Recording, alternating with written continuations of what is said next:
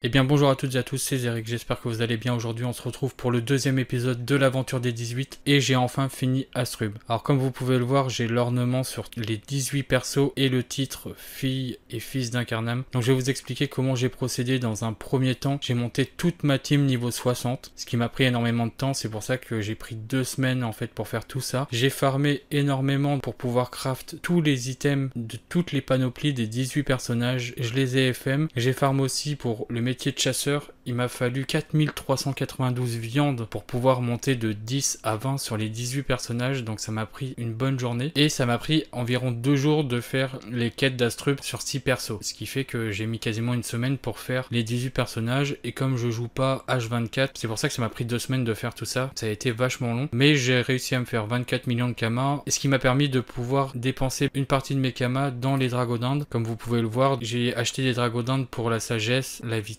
et les 4 éléments, ce qui va me permettre de pouvoir pare-shotter assez rapidement la team, enfin plus rapidement que de faire tous les avis de recherche. J'ai réussi à faire quelques pioutes, une pioute de chaque avec le farm chasseur. J'ai commencé à monter la pioute jaune sur le Kra, l'aide du PVP que je fais avec Yumiko. Donc Yumiko c'est la fée 4 de Lilith qu'elle me prête, je lui ai prêté quelques Dofus et stuff, du coup ça me permet aussi de pouvoir PVP avec elle et elle me laisse donc du coup garder les colisotons pour pouvoir monter mes familiers. Donc je vais essayer d'en monter 18, c'est pour ça que je réfléchis bien aussi à chaque élément que je vais faire sur chaque personnage. Donc le Kra, je sais qu'il va pas rester full air, il sera multi-élément par la suite. Donc le Chacha Angora est là, mais j'ai aussi chaque pute que je vais commencer à monter et puis mettre sur les différents persos, parce que pour le moment ils ont chacun un élément mais qui vont pas rester par la suite. C'est vraiment le meilleur élément bas level suivant la team, parce que bien sûr l'élément feu sur le Kra aurait été plus efficace, mais là avec ma team l'élément air est bien. Donc je vais vous présenter un peu les 4 modes que j'ai fait. Donc j'ai fait un mode de chaque élément suivant le personnage. Donc là sur le Kra, comme tous les modes air, j'ai fait la dentoule, la Captofufu, la ceinture d'Ecto, Taerdala, Blopano Coco qui est pas aussi bien FM, j'ai pas d'exo sur tous les persos, mais là j'ai eu un coup de chance sur un des anneaux donc c'est cool. Ils ont tous le Gelano PAPM, donc ce qui m'a pris énormément de temps à drop, l'amulette Stroplante, le bâton carnivore en arme de chasse, tous mes personnages ont l'arme de chasse. J'ai commencé aussi à drop pour les trophées, ça m'a mis énormément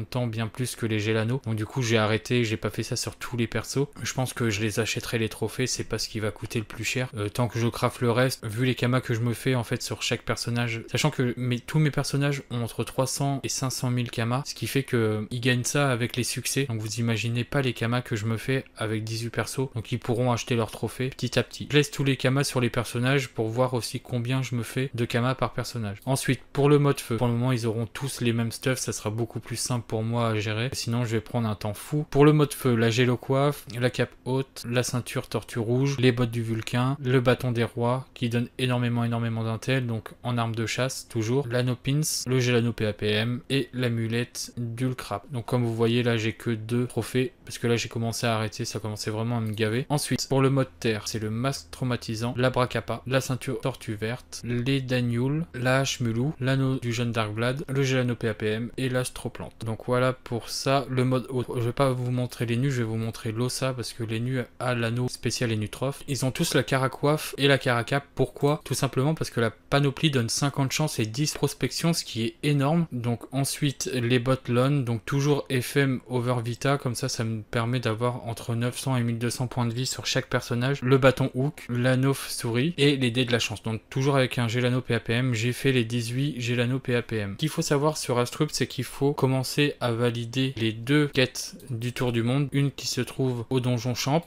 et l'autre qui se trouve vers l'épicerie. Donc je crois que c'est la map de l'épicerie, mais c'est possible que ce soit en dessous. Je suis pas sûr exactement, j'ai pas été vérifié. Où vous pouvez avoir les 2 quêtes tour du monde. Ensuite, ce qu'il faut faire, c'est que vous commencez le premier succès d'Astrub et quand vous vous déplacez, pensez à lancer toutes les quêtes au PNJ que vous croisez. Ça vous fera gagner énormément de temps. Parce que sinon, vous allez faire succès par succès et vous allez croiser des PNJ, vous allez revenir, vous allez faire des allers-retours inutiles, alors que là, au moins, vous allez pouvoir avancer sur plusieurs quêtes en même temps.